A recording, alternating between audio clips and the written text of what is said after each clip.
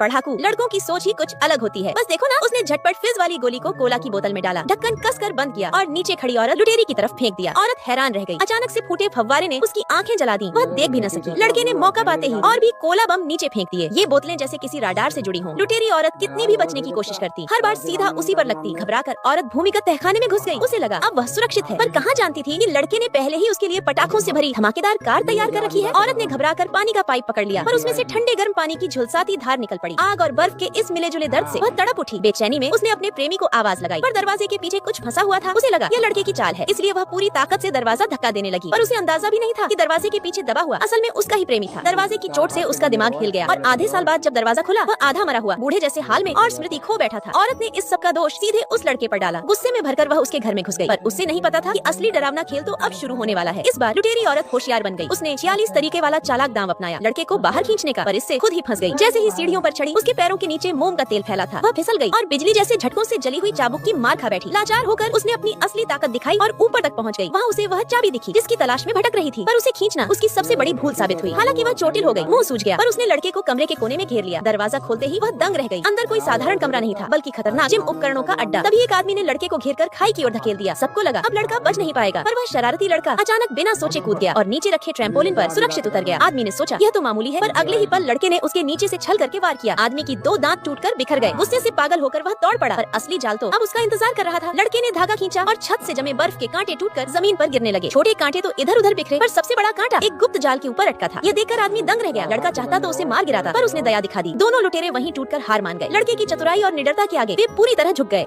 जैसे ही मानव तस्करों ने एक नया और बेहद खौफनाक तरीका निकाला, जो इंसान बेचने से भी कहीं ज्यादा कमाई वाला था। वे अपहृत की गई सुंदर युवतियों को जबरदस्ती आटे की फैक्ट्री में काम करवाते थे। न उन्हें मजदूरी देनी पड़ती थी, न ही किसी और पर खर्च करना पड़ता था। मुफ्त की मेहनत मिलती थी और ऊपर से आंखों का लालच भी पूरा होता था। हर दिन दर्जनों लड़कियां ऐसे लाई जाती मानो कोई माल ढोने का सामान हो। जैसे ही कोई खूबसूरत लड़की दिखती, उसे तुरंत अंधेरे कमरे में ले जाकर उसके शरीर की जांच की जाती। बाकियों को सीधे फैक्ट्री की मशीनों पर झोंक दिया जाता, जहां वे दिन रात बैल की तरह काम करने को मजबूर थी। और जो काम में पिछड़ जाती, उनके लिए इंतजार करता था भयानक ऑपरेशन थिएटर, जहां उनके शरीर का आखिरी तक शोषण कर लिया जाता। लेकिन उन्हें नहीं पता था कि इस बार उन्होंने जिस लड़की को उठाया है वह कोई आम शिकार नहीं थी। वह थी विजय की बेटी मीरा। विजय कोई साधारण इंसान नहीं, बल्कि एक भूतपूर्व हत्यारा था। जैसे ही उसे अपनी बेटी के बारे में पता चला, वह अकेले ही दुश्मन शंभू दादा के अड्डे पर पहुंच गया। अपनी बेटी को बचाने के लिए उसने अपने भीतर की समस्त शक्ति को जगाया और दुश्मनों का नामो निशान मिटा दिया। आखिरकार उसने मीरा को ढूंढ निकाला, लेकिन कहानी यहीं खत्म नहीं होती। कुछ समय पहले विजय ने अपना आखिरी मिशन पूरा कर दिया था। वह चाहता था कि अपनी पत्नी सुनीता के साथ एक शांत और सुखी जीवन बिताए, लेकिन तभी उसकी जिंदगी में आ पहुंचा खूंखार शंभू दादा। उसके लोग नकाब पहनकर घर घुस आए। विजय तुरंत समझ गया कि ये सब साधारण गुंडे नहीं, उनका मुखिया भूत चेहरे वाला ठाकुर घोषणा करता है कि अब शहर का मालिक वही होगा और विजय की मौजूदगी उनकी सबसे बड़ी रुकावट है। दुश्मन उसकी पत्नी सुनीता को जबरन पश्चिमी इलाके में भगा ले जाते हैं। विजय का दिल रो पड़ता है और ठाकुर गोली मार देता है। विजय जमीन पर गिर पड़ता है, लेकिन किस्मत